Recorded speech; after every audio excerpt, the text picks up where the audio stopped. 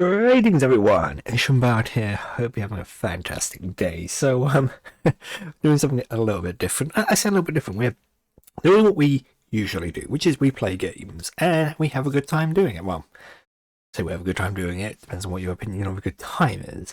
My one seems to be a bit suspect, I feel, but that's beside the point. We're back with Star Wars. It's been a while because, life gets in the way. And as much as it's one of those things that once you stop doing things after a period of time, it's really easy to sort of pack them in and just stop doing them. And I want to try and avoid that to a certain extent. You know what? I don't want to necessarily write myself off completely and just give up, throw in the towel. But I thought I'd give this another stab at the very least, and at least that way I can kind of still play. Because I'm still playing these games anyway, truth be told, and some of them, it's just worth sharing, in my opinion. And we are back with Star Wars month. We will be playing through this month the Super Star Wars trilogy for the Super Nintendo. And if you don't know anything about these games, my god, you really need to play them. These are some great games. They are tough. Now, admittedly, I've played through them quite recently, doing something I don't usually do, which is I play things in advance to just sort of gauge it. And yeah. We're going to be playing through these on the medium skill difficulty, and I'm hoping, the problem is, I want to get through these and I want to complete them on recording, but I'm hoping I don't make it look too easy. That is my biggest fear. I mean, it's probably going to look quite easy, and I feel really bad about doing that because, you know, it does a disservice to the game. Anyway, let's jump into Super Star Wars. That by JVC and LucasArts. Little LucasArts dude. And it's in stereo. That's the most exciting. That's probably the most exciting part here that we have. This title screen and this music. It just all brings it back to me. I am just going to adjust something on because I've got this coming out of a TV in front of me. My previous setup is all kind of like to one side at the moment. So let us jump right. I didn't want to go to the demo screen. Not a huge amount of time before it cuts to a demo screen. That's interesting. Let's jump into this, shall we? A long time ago in a galaxy far, far away. Star Wars, you will get content claimed. Yeah. That always happens to me with the Star Wars month stuff. I always get that sort of, hey, you used copyrighted music. Well, yeah. Episode 4, A New Hope. Yes. It is a period of civil war. Rebel spaceships striking from a hidden base on Yavin 4 have won their first victory against the evil Galactic Empire. During the battle, Rebel spies managed to steal secret plans to the Empire's Empire's ultimate weapon, the Death Star, an armored space station with enough power to destroy an entire planet. Pursued by the Empire's sinister agents, Princess Leia races home aboard her starship, custodian of these, great word, custodian of the stolen plans that can save her people and restore freedom to the galaxy. Oh my word. It's the Target 4, isn't it? That's a ship. Corellian. Is it a Corellian Corvette? I'm trying to remember my wider Star Wars knowledge. But yes, this is Super Star Wars being A New Hope and Super Empire Strikes Back, Super Return of the Jedi. These 3 games make up our Super Star Wars trilogy. And one of the things I really appreciate about these games, music's top notch.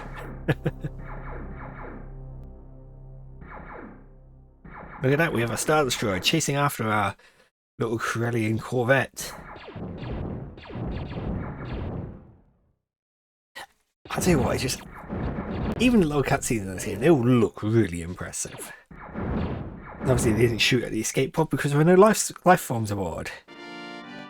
Luke, you're in the Dune Sea, get ready. Basically, it's a pretty standard running around shooting. There's Minox. Now there we go, these little scorpions. We are just going to kill, I want to say there's about 10 of them we need to kill, just because we're going to make our lives super easy for ourselves. Come on. Spawn. Because we have this weak old little blaster, and I'm having none of this. Come on. If we kill 10 of these guys, the scorpions, not the Minox, Minox being the flying things, which interestingly I think Minox are referenced in the movie in the giant space worm. That's where they appear. It's one thing I really like about this game. It really does pull from, like, there are certain enemies we can't go, well, you only know about this enemy because it's sort of referenced or has a very minor appearance in some areas. There we go, blaster power. But now we've just got the next stage of blaster, which is just, as you can see, one-shotting everything, which is brilliant. And we're going to make real good use of that. Now, there are two types of jump, I should mention. You have your normal jump and you have what's called your super jump, which if you hold down up and jump, you do a little spin, which, yeah, the super jump isn't that great. I mean, it's good for the height, but here we go. Blaster power-ups. Now we have Seeking Rockets. Brilliant. Now, I could get the 4th stage power-up if I killed, like, a bunch of Womprats just before this skeleton. We can't actually go back, can we? I know we can go back a little bit. The screen does, like, block off after a while. You know, you can't backtrack completely. But we're just going to continue on our way, our merry little way through the Dune Sea to go to the escape pod. Because even though this is A New Hope, there are a couple of liberties have been taken with the plot. This being the main one, the fact that, you know, Luke goes to the escape pod to go and finds, well, we'll find out what he finds when we get there. Look, sir, droids.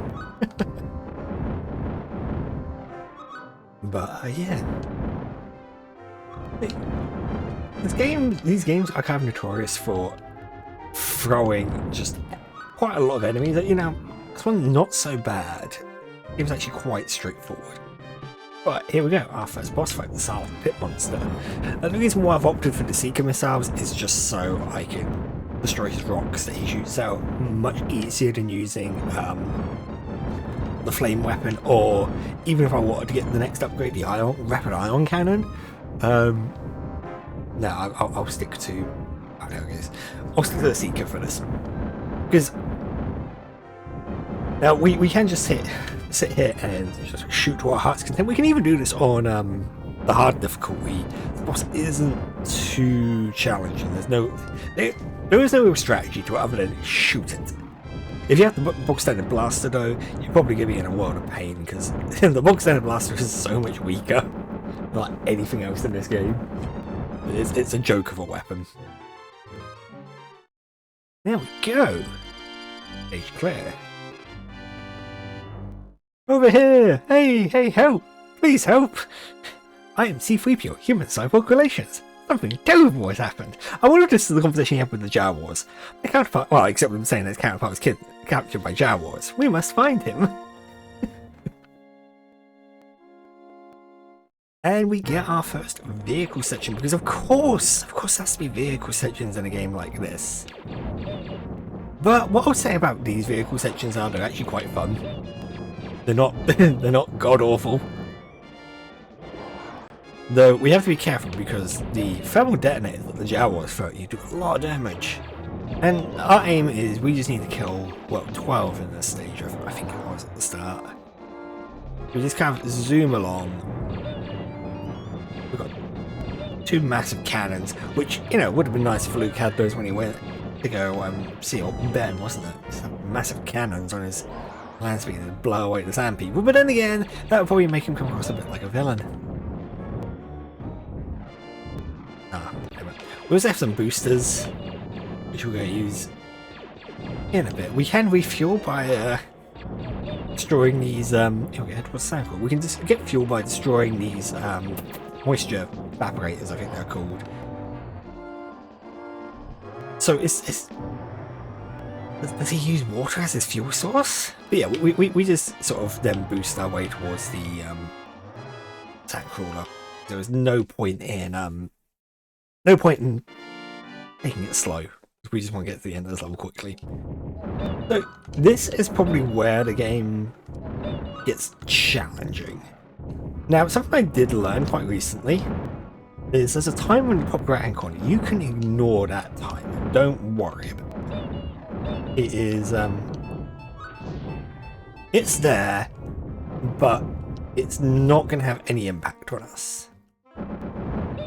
But this stage does feature sort of, this will be the first time we have a, oh, you Jawas. This is probably, in terms of the platforming in this game, this is probably the hardest platforming stage in the game, which says a lot. But it's the first stage, and I'm saying this is the hardest one when it comes to platforming. Most other stages, actually, I say that. It's definitely a beginner's trap. It's because it's not easy, but it's not. The only reason why I'm because I played the game so much. One of these games I played a lot as a kid, and I would, I'd get to this point easily enough. I'd clear this stage. It's once we start getting to the latter half of the game. And I say the latter half. There's 2 levels which could cause some problems. Just jump across. Now we can use the L and R buttons to look up, to kind of scroll the screen up and down a little bit. That's the other thing. Jawa's fun with detonator that it's a little tiresome. But we can use the L and R to scroll the screen sort of up and down a little bit, so we can kind of at least see where the platforms are below us. Very useful. He says until a certain point, where there is a blind jump we need to make at some point, and that is the worst. So apparently the sandcrawler, it has freaking cannons on the top, completely useless by the looks of things, because these cannons can't seem to aim downwards. They can only aim in a straight line. So if you are if you're trying to defend yourself, it's not particularly useful. Here we go. Boom. Extra light and our final weapon upgrade. Weapons can be powered up 5 times from the blaster up to what's called the plasma gun, plasma cannon. I don't really know. It just says plasma. And I would probably say that this stage here is easily one of the hardest in the game. And the reason why it's the hardest in the game is it's a long stage with just with a lot of trap. So if we can't come down this way, again, the useful thing about this particular game is it's not like in later games. Some levels kind of have some are branching paths, other ones are paths that lead to dead ends. This game, not so much. This case, I mean, one stage does that. One of the pieces I'm just getting absolutely everything being thrown at me. Graciously, on anything sort of below the game's hard mode, you can kind of afford the tank damage. Which is what we're doing. We're sort of just damage boosting our way through a little bit.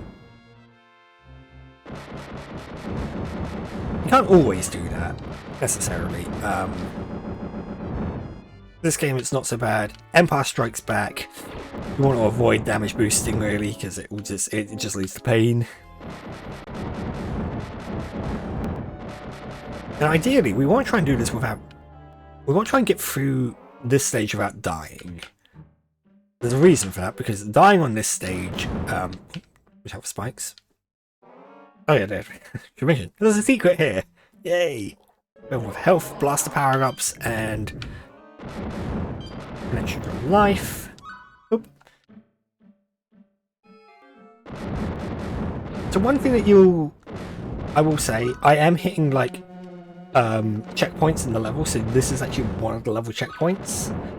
So after that drop, which is annoying because if the checkpoint was before it, we'd be able to like at least keep getting extra lives and powering up our blaster at least to seek a power up, which would be super useful. Because trying to do all of this with the weak bog standard blaster is just no fun.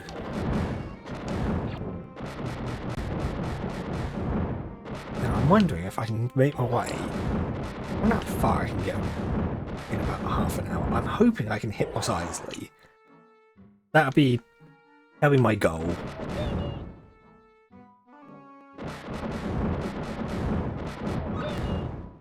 Now one thing we do have to be a bit careful of, enemies will respawn a little bit.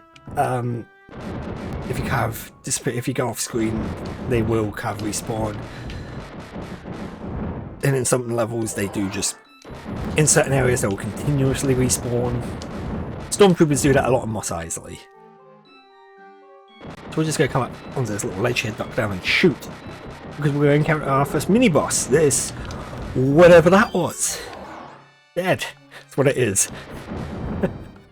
Oh my god. Right. So you'll notice we're getting health swords. Health swords actually increase our maximum health bar. And this is actually probably the hardest part of the level. So we have this lava at the bottom here.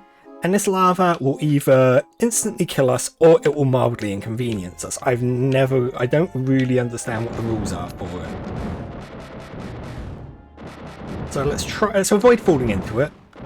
Heart rate is going now, I can feel it. I'm getting nervous because and then we're going to fight Lava Beast Jawenko. Now this is a weird boss. I do not understand what on earth Lava Beast Jawenko is. I think I looked it up one time, and it is like a creature that is native to, I think it might even be Malice there or something. And oh my word, yeah, be careful because he will push you into the lava. Oh, okay. Now the other thing we've got to be careful of is just a couple of jumps to R2-D2. Boom. Oh. So I think it's referenced in like the Clone. I think Obi-Wan says something about it in the Clone Wars. Anyway, help me, Obi-Wan Kenobi. You're my only hope. Haha. Master Luke, R2-D2 is babbling about his mission. He says that he is the property of an Obi-Wan Kenobi, a resident of these parts. No, we don't know he's a resident of these parts. Luke thinks he might be old Ben. Anyway, so yeah, I think Obi-Wan mentioned something about Jawenko at some point.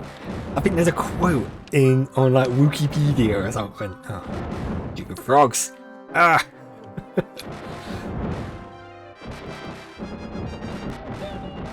I mean, these Jawas don't mess around, do they? If they're hurling goddamn... No! Oh, you. Oh, I can't believe I did that. I was doing so well. Oh, that was weird. There was a part of me I was really wanting to make this a deathless run, but alas, I kind of stuffed myself, didn't I? Doesn't matter. I can at least get the flame power up, which is a significant increase in terms of firepower. We will get the plasma back. Not on this stage though, because it's going to be a bit difficult. Just because I don't really know where the blaster power-ups are on this stage. They just sort of... This level seems to have a deficit of them as far as I'm aware. They're probably hidden. You know, it's probably like, oh, you know, kill like 10 sand people in this little corridor, maybe. I don't know. But we're reaching a point now where things are going to get a bit unfair. This one isn't actually so bad, but we're going to have to make our way across these platforms that fall. Well, some of them fall when we jump on top of them. Now, graciously here, we don't have to worry too much because we just have to focus on the platforming. Whoop. So you go away. Oh. Why would you put hearts up there? That just feels like a death trap. Anyway. Oh, there we go. Didn't realise that worm kept secrets. Useful though, because the secret is good. And actually, it might actually totally invalidate, like, what we're getting in a moment. Provided I don't die again. I'm gonna avoid dying again, but make no promises, because the game is a bit cruel at times. So, we've got another one of these sections. And this time there are Minocs above you. And they will swoop down and they will try to kill you. Now, they're not... I was going to say, they're not that bad, but apparently I was wrong. What this stage does do, however, and I believe I call this a bit of a cardinal sin of gaming, we have to make a bit of a leap of faith. And I think it's... Oh my word! Sweet Jesus. Tell me, young Luke, what brings you out this far? Ben Kenobi! Boy, am I glad to see you. Oh my god. I forget. Luke is supposed to be like 19. Well, little friend, let us see what you have. General Kenobi, years ago you served my father in the Clone Wars. Now he begs that you help him in his struggle against the Empire. I have placed information vital to the survival of the rebellion in the memory system of this R2 unit. Okay, I can't scroll the text, that's fine. It's scrolling super fast. You must see this droid safely delivered to him on Yavin. This is our most desperate hour. Help me, everyone, Kenobi. You're my only hope. Excellent. Oh, wait. Luke, you must help the princess. Here is your lightsaber. Wait, no, it's your father's lightsaber. Get it right, Ben. You sliced the guy in near half. Yes, now we have a lightsaber. And we get some nice digitized speech. And, oh, this track. This track is my favourite. It's such a good track. I think the track is called Courage in the soundtrack for this game. But it's used during... oh, you sod. What we are going to do, I think... I'm going to go back to my blaster, because when I said that powering up the blaster completely invalidates like having invalidates having the lightsaber, because you do enough damage to the enemies. Oh, the drums. When those drums come in, so good.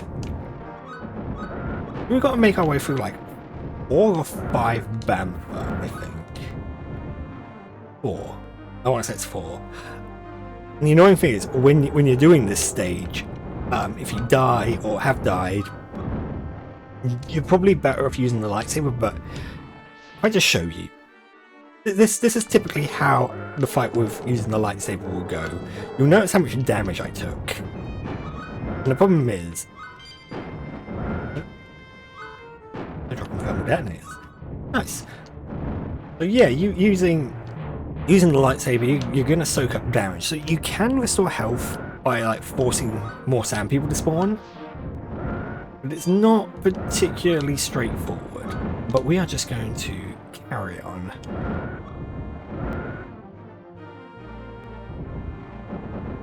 Hopefully not die there. That'd be embarrassing. So yeah, we do drop down here. There was... I should have mentioned there was a place to farm extra lives, which is super useful for people who are new to the game.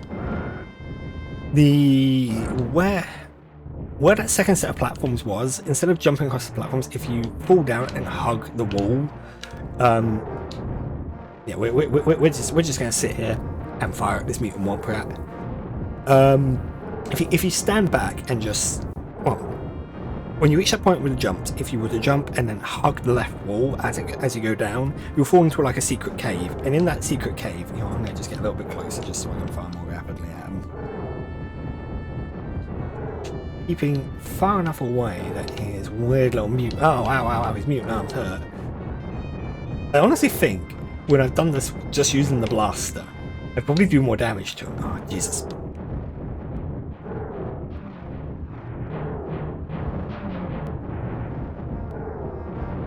Oh, damn mutant Womprats.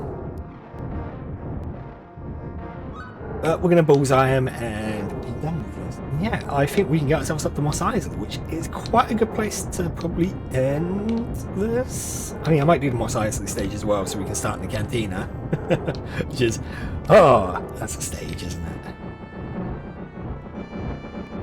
Mutant Womprats. Womprats of unusual size? I don't think they exist. Yes. So we are onwards to Mos Eisley. We have another little vehicle section. Nice and straightforward. Same rules apply, but someone taking around 20 Jawa because apparently Tatooine has a Jawa problem, and you know, we're the we're the only people who are willing to deal with it.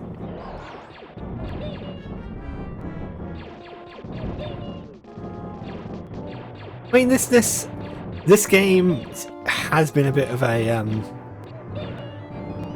yeah, I'm probably not going to use those words to describe how many Jawa we've torn through, but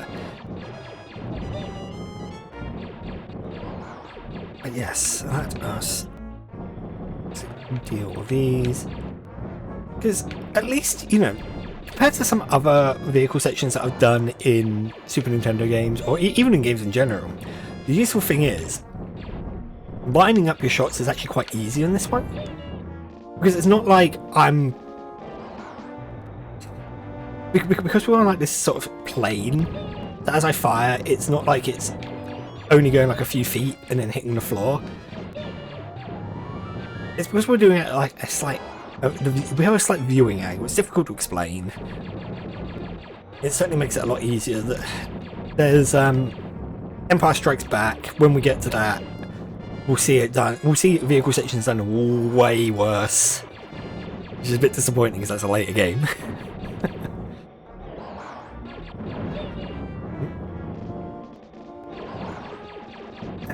Get out of view, and then it should say, "Oh, come on." There we go. Weirdly, that it wasn't displaying the Head to Mos Eisley text until I'd taken out that last Womprat. As if the Womprat was the true guardian of Mos Eisley.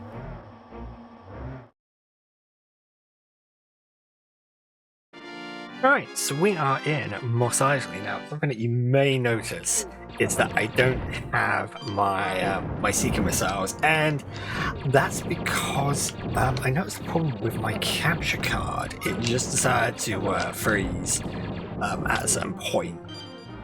So I thought I'd tested it enough, but apparently I hadn't. I want to say about the 30-minute mark, it just decided that it was still capturing audio, but the visuals, it wasn't capturing the footage anymore, which is a slight problem because that's kind of the whole point.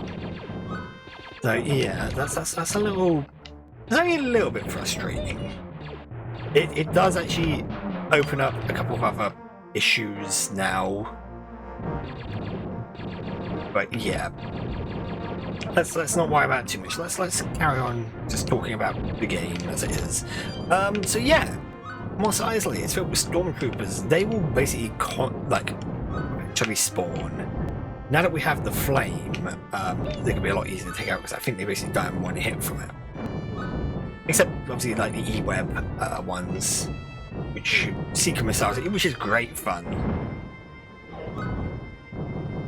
There's enough actual sort of secrets in this to get you back up to plasma, but we probably won't worry about it too much because stage isn't. Because of the perpetually, well, I say that, in certain areas they'll spawn basically indefinitely, so you can quite easily like farm health swords and other sort of useful upgradey bits and bobs. Oh, there's my Seeker. Actually, that's going to be super useful. Means I can just let the Seeker deal. let the Seeker deal with them. Seeker's actually quite useful in the sense, oh no, never mind, let's get the eye on. At this point I am going to wood plasma, this is going to be fantastic. Not that that matters because I've actually already recorded the second part of this. So when after this stage and after this episode, we'll continue on with the run I was doing previously. The first run I recorded. Say first run. Yeah, because I had to do this again. And the problem is, I hit what I call the Jawenko death loop. Dying in the sandcrawler, particularly at Jawenko, is just awful. Because getting back to him isn't too difficult, but fighting him with a weapon like the flame is just not great. Because you can't, unlike other bosses, which you'll notice later on in the game, you can kind of sit in one spot and keep firing. Jawenko, you can't do that with. Right, he's actually probably, I say the Lava Beast in the Cantina is the hardest boss. I think Jawenko is probably a harder boss.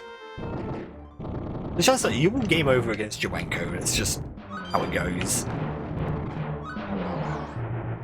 Yeah, there's this stage, you'll notice that it just seems to kind of keep going, it just kind of loops. Oh, we're near the end. It's sort of this weird... Oh, here we go, and there's Chewie! Excellent! And the exciting thing about coming across Chewie, I thought it was a bit more towards the end of that, but the great thing, once we get to Chewie, boom, we get a character select screen, so that's all quite exciting. Anyway, with that all said and done, I hope you've enjoyed yourself. There'll be links to the socials in the description. I say the socials, the one social platform that I use. And yeah, Christ, it's been a while since I've done the outro, isn't it? I obviously need to switch up from the outro card, but that's beside the point. Anyway, with that all said and done, I hope you've enjoyed yourself, and we will be finishing this next time. And hopefully with a few less deaths and a few less other problems. Because now that I'm aware that the card freezes every now and again, I can at least prepare myself for it mentally. Anyway, I look forward to seeing you when I next do.